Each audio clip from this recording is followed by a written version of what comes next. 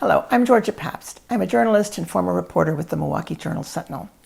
I'm the co-producer of the documentary film Latino Wisconsin, which tells the story of the importance of Latino community to the state. I'm proud to say that we recently received a Chicago Midwest Emmy nomination for the film. But today I'm here to introduce Alejandro Miranda Cruz, a millennial who is forging a new path in filmmaking, a path that he wants to create films that are authentic and diverse, that portray people with dignity and respect, and that tells their story in their own words, from their own point of view. With his wife Nicole, who is also a producer, they formed Blackbird LLC, a film producing company that seeks to involve women and people of color in all aspects of film production, from top to bottom. They want to tell the stories of the diversity of this country and how the demographics are changing America. Alex lives in Madison now, but it's been quite a journey getting here. Born in Los Angeles, his father, from Puerto Rico, was a baseball player and athlete. But Alex wasn't interested in sports. But when his father gave him a camcorder at the age of 5, something clicked. He began making movies, and he began taking acting classes, and even appearing in films. He was an actor for 15 years and appeared in TV shows, commercials, and movies. But he always got the same roles: gangbanger, dropout, druggie, and he grew tired of that.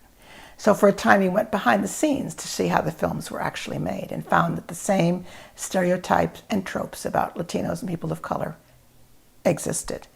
Discouraged, he dropped out of the business for a while and studied theology. Then one day he saw an ad for advertising and creative director in Madison. He'd never been to the Midwest and never even seen snow, but he came here. And not long afterwards, he directed his first short film called Fantasy in D Minor, a beautiful film that received accolades and prizes here and abroad. It also planted the seeds for him and Nicole to create their own film production company. Their first feature film, Trace the Land, tells the kind of stories that they want to tell, diverse stories told with sensitivity. The production company was 51% women and 55% people of color. This is his vision for filmmaking and for the future, and this is what he wants to talk to you about today. Hello, everybody. Can you guys hear me? I'm just trying to make sure that audio is coming loud and clear. I don't know if there's... Yes. Yes. Okay, good. Thank you so much for letting me know. Great. I'm going to share my screen. We will get started. All right. So you've got the little small press. Okay. Can you guys see my screen? Yes. Okay, wonderful. Thank you. Let us begin our journey today into film as a catalyst for change. I see that there's going to be several people coming in, so I'll be maybe stopping momentarily to allow folks to join this presentation. So this is me with my mom in LA. My family, they showered me with love and support and really helped me believe I could accomplish anything I set my spirit to. And that went a long ways for a diverse child with high functioning disorders like dyslexia and attention deficit. In elementary school, I was functionally illiterate and was even held back by my teachers. But my parents showed me patience and love, and they helped me overcome my challenges. To make up for my early years, I ended up graduating from high school a year early. Due to my communication challenges, I naturally gravitated to the arts. I learned how to draw before I could even write. This is a sample of one of my drawings, a charcoal and crayon piece I made as a young teen to depict the love and support I received from my family and my community.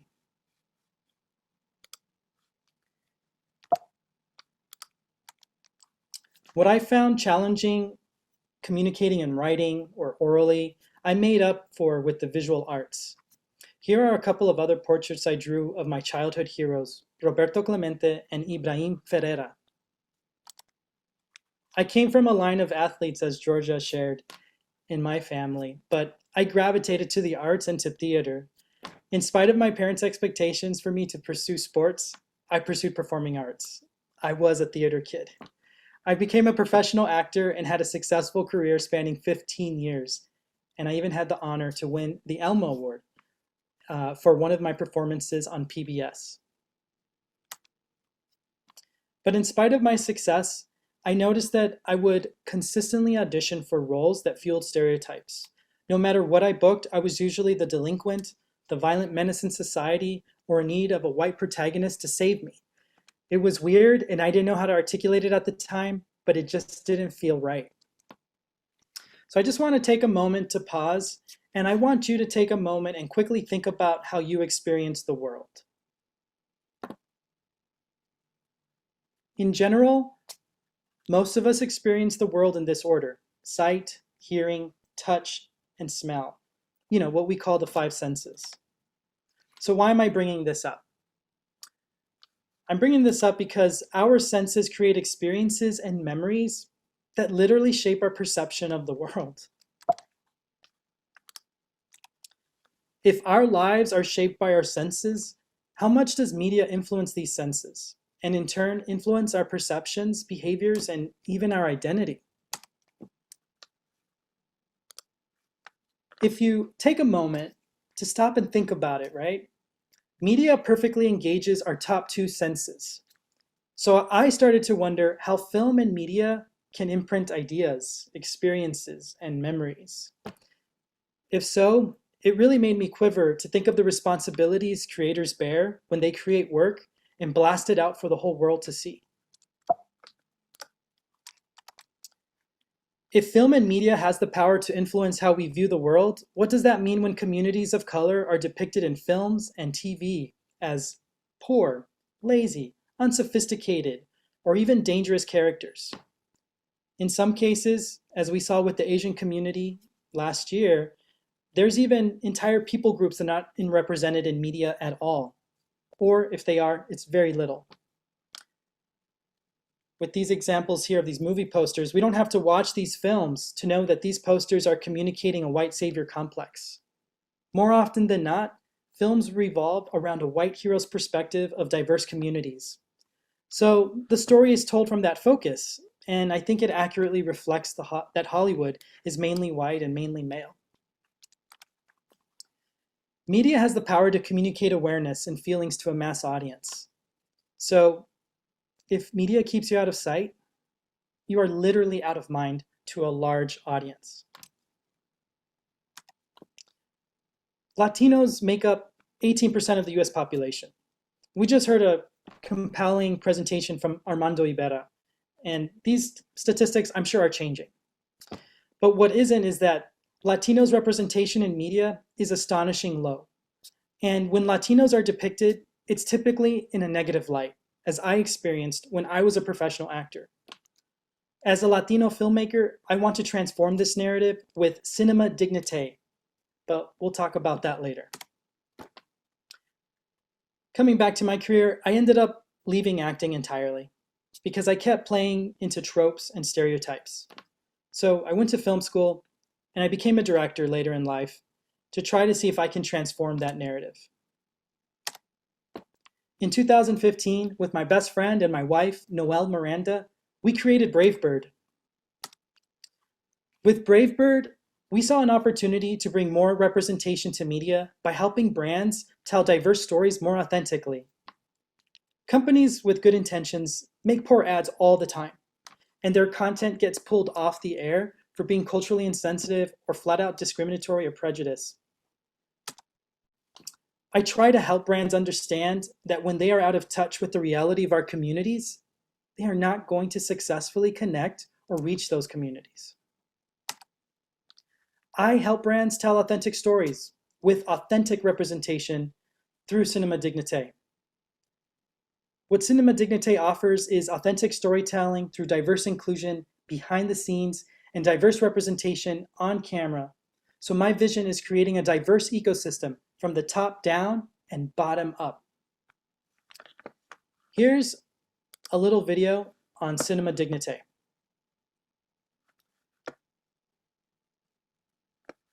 I'm going to try to play this, and if you guys can't hear it, let me know. My journey to being a filmmaker started when I was a very young kid. I was in acting for 15 years. I was typically cast typed as a delinquent, as a gang member, as someone who was uneducated, and I kind of grew tired of that. I was thinking maybe I could make a difference behind the screen. While I was in college, I got admitted into the film program. I even had a small stint working at New Line Cinema in creative development, but kept seeing from within the industry why I kept getting cast typed. And I just didn't see a future in Hollywood anymore. It really set me on to a new course of transforming the narrative. Because both film and advertising, they both are pushing a narrative. And I truly believe that what people see, and you see it often enough, you end up believing the narrative. And I think that's why there's so many stereotypes and so many different negative perceptions about diverse communities that people believe. It's because that's all they see in media. That's all they see on TV and film. And so I really saw an opportunity to really change that up. And I started directing and writing, making films. My first short film is called Fantasy in D Minor. We were able to tour across Europe. It won Best International Short Film at Oxford. It showed at the Cannes Film Festival. And so that began to be the beginnings of what would become my company, Brave Bird. One of the core purposes of Brave Bird and everything I do is to depict dignity. And one of the main ways to do that is to have diversity. Having diversity in the creative room, having diversity in the director's chair, behind the camera, in the editing room, which began to form this ideology called Cinema Dignité. And it's a framework that I'm creating that I believe will create an alternative to the entertainment industry. We're really missing out on diverse storytelling when one demographic is telling all the stories. They're not including these cultures that they're trying to depict on screen. And so I'm really telling these stories not only with diversity built in from the creative team to the production team to the post-production team, but also I'm thinking of ethical ways to produce a story. It honors where the story comes from, and more specifically, it honors who tells the story. And to do that, my first feature-length film is Trace the Line. So it's a powerful narrative that follows the lives of two artists, one black, one white. And it shows them forging a relationship through the tumultuous year of 2020. So the film serves a little bit as a parable into these two communities and what needs to happen for them to work together and not against each other, and help give white culture an example to follow on the path of reconciliation. The focal point isn't a white character's perspective of people of color. The film is a black man's journey of understanding his place in this world, how to process what's happening around you, and how does that affect your life, art, and faith, and your being and your essence. It explores the pain and suffering too of COVID-19,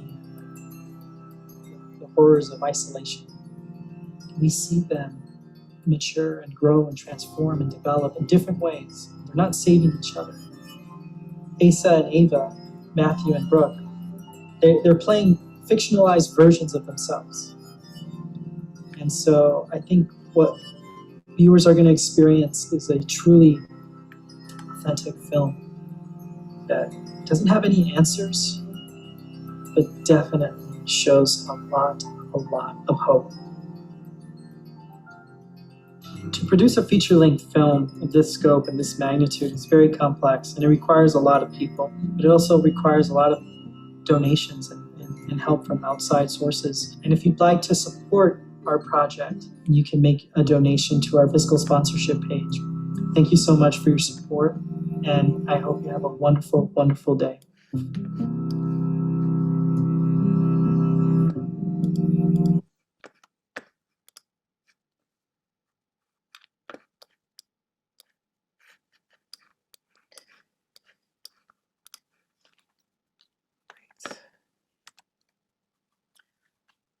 with Cinema Dignité, Noelle and I made our first feature film called Trace the Line, which you just learned a little bit about. Trace the Line is about two young artists in Wisconsin trying to make sense of 2020. Many have compared it as art activism, or as Mark Frere says, artivism.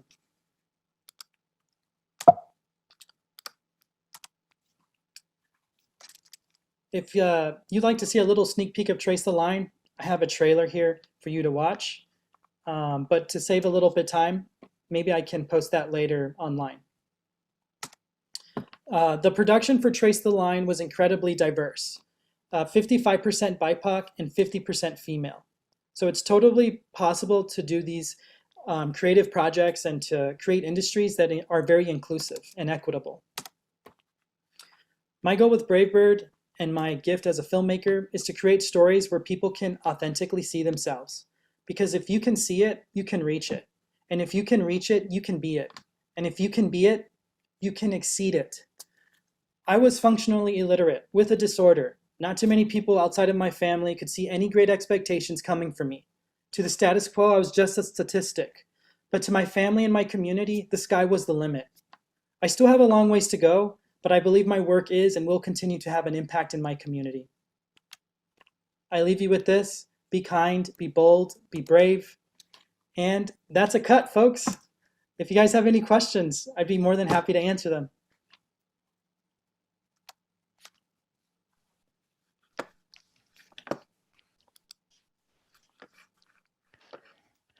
Okay, thank you, Alex, so much. I'm Georgia Papst. I'm going to moderate the questions. So if you all have any questions, please feel free to log on and ask Alex anything you want. Right, Alex? I have a question. Can you talk a little bit about what COVID has done to your production and the whole business of filmmaking? Oh, wow. That's a great question, Georgia. Ooh, I got to say, making a film during COVID was incredibly difficult. It was probably one of the most challenging times of my life, to be honest with you. One thing I didn't mention about the film is that the film was made with CDC guidelines. So the actors are always 6 feet apart or more. Most of the filming was shot outside. We did regular testing and temperature gauges, and we even created a small bubble with our cast and crew for several weeks to try to mitigate contact with others. So it was not easy. It was very difficult, but I'm really happy to share that Trace the Line was successfully filmed in 21 days with no COVID-19 incidents. So I think that was one of my greatest achievements. But yeah, it's difficult. Thanks for asking. So how do you go forward? I mean, has any of that changed, and are you working on a production right now? Oh yeah. Moving forward, I am very cautious about how I film. Filming during COVID was really weird. I mean, one, outside of the film, I lost 90% of my work overnight. So that was also a massive impact. And that wasn't just me. There was many other creatives and freelancers that lost work. But when I did do a project during the pandemic, I actually got to learn how to direct virtually, which was pretty cool. And I'd never done that before. It is hard and tricky. But now moving forward, we are vaccinated. I'm vaccinated. Most of my team is vaccinated. So we're also very cautious how we know how to work together on set, and we did this whole film together. So I think our process on set is pretty safe. I'm currently working on a really great projects for some really cool brands in Madison. I'm doing a special piece for PBS and Centro Hispano on decolonizing food. I'm actually going to go film there today after this conference to depict indigenous chefs and how they're bringing education and awareness of their communities to the world, to Wisconsin and beyond. I'm also working on a beautiful little piece for Park Bank Madison on MADEM, and another wonderful piece for MG&E depicting the project at Bayview Foundation. So Bayview is going to be rebuilding their historic affordable housing units, and it's going to be an incredible project, and I'm just so honored that I get to tell these incredibly diverse stories. That film in particular is going to be in 3 languages. So it'll be in Hmong, in Spanish, and in English. Wow. And so is the pandemic is still kind of out there. Does that present any challenges for you? It does. It does. So we just have to take extra steps to make sure that people are filming safe, that we're filming safely. I personally try to keep that 6, 10 feet distance while I'm filming with talent, and we keep our crew smaller because we don't want to have too many people on set. So there is a lot of things that we still procedures that we need to take. I mean, more recently with the MG&E project, we just had to pause to make sure that everyone was healthy, everyone's okay. And honestly, I kind of enjoy it because before COVID, people just didn't think of others and their health as much. Besides the COVID issues, what lessons did you learn from Trace the Line, your first film, first full-length film? Oh boy, Georgia, you just did a beautiful film, and I think you understand all the adversity that comes with making a movie. Yeah, I learned so much. I'm still learning a lot. We just did a special presentation of Trace the Line to Anesis Therapy in town. I love Anesis Therapy. Myra McNair, she has a great organization for mental health counseling for the BIPOC community, and they also are experts in historical trauma. So for me to show Trace the Line to her staff was really special because they really get what we're trying to communicate with the film, and they get it at an intimate level.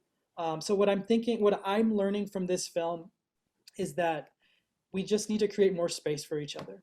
And it doesn't mean we always have to agree, and we're not always going to know everything. I think we also need, I mean, I don't want to be afraid to not have hard conversations. And I think that's been a big stigma for a lot of communities, but specifically, I think the white communities, they just don't want to say the wrong thing, right? They don't want to be offensive. They don't want to get in trouble and look racist or prejudiced. And honestly, what I want to do is dispel that. I think we need to get it. We need to talk about these things more freely and more openly, so that way we can grow. So that way we can um, evolve, right? So those are some of the things I learned from Trace the Line. Have you been able to show the film to groups because of COVID, or how can people see it? Because Yeah. and then discuss it, because I know with our documentary we had trouble. We wanted to show it to community groups and libraries and schools, but because of the lockdown, we weren't able to do that. So how have you been able to communicate and get that feedback? That is a great question. As you know, Georgia, making a film takes an entire community, and to do so in Wisconsin without film incentives in a state that isn't really known for the industry presents other challenges. So right now, what we're trying to do really is raise the finishing funds to pay the cast and crew equitably. Because we had so many diverse people working on this film, and so many people, collaborators, creators working on this film, um, my goal is to pay them. And we made this on our own. We did this out of our own free will, without a lot of structures in place or monetary funds in place. So we partnered with several people. Our Dane Arts is one of them. UW Madison, Park Bank. We've partnered with the like several organizations to try to raise funds, and we also have a fiscal sponsorship with Arts Wisconsin. And so what we're trying to do is just make people aware that, hey, this happened. We made this incredible movie during the pandemic in Wisconsin, really features our state beautifully and really well with a lot of dignity. And it's told from a diverse perspective. I really hope that the state of Wisconsin will get behind this film and help us share it nationwide. So right now, it's not visible publicly. But I am going door to door, having pop up events, trying to raise funds to pay my team. Which brings us to the always the rude question about money. How did you pay for your film, and what kind of funding have you received? And that's the tough part, isn't it? It's incredibly hard. It's incredibly difficult. Um, I'm trying to raise $87,000 right now to pay the entire team. And I'm also trying to raise an additional 13,000 for other fees, which you might be aware of, such as legal, licensing, insurance, copyrights, etc. So when you add that all up, it's 100K that I'm trying to raise, which really sometimes to me feels like a lot. But I have a lot of faith. I know that this is a great film. It's a great project. Every dollar counts.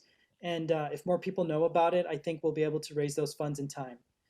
So one of the things we're trying to do is do these private screenings like we did at Anesis Therapy. They're going to give a donation to our film.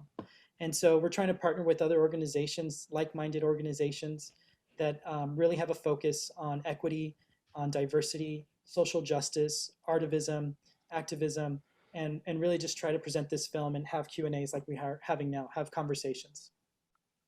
But there is that tension, isn't there, in terms of people, especially today, are very cognizant of being paid well for what they do. And then you're trying to have a diverse team. Isn't that incredibly tough? Yes, it is incredibly difficult. It is incredibly difficult. To make this film, I felt like I had to lose a little bit of my sanity to do it. The obstacles that I had to overcome to do it. I even invested a lot of money of my own funds into this project. So, I kind of, as Kenny Rogers said, I went all in, right? Like, and I'm going to count my chips later. But yeah, it's incredibly difficult. But I hope that people will see that if we can continue to tell more stories authentically, maybe we can start having a conversation on healing as a community, healing as a nation, and how can we move forward? I think art is a major part of that movement. And specifically for me, I'm going to lean into filmmaking because I believe that filmmaking could be a catalyst of that change, as I shared in my presentation. Like people need to see themselves on screen. And when I grew up, there just wasn't a lot of people in film that looked like me or even went through the circumstances that I went through, with having ADD or having dyslexia. Like there's just entire people groups that are forgotten. And I think it's harmful. I think it's hurting us because we digest media so much now. Like we spend on average, 7, 8 hours a day on our iPads, on our iPhones, on our laptops.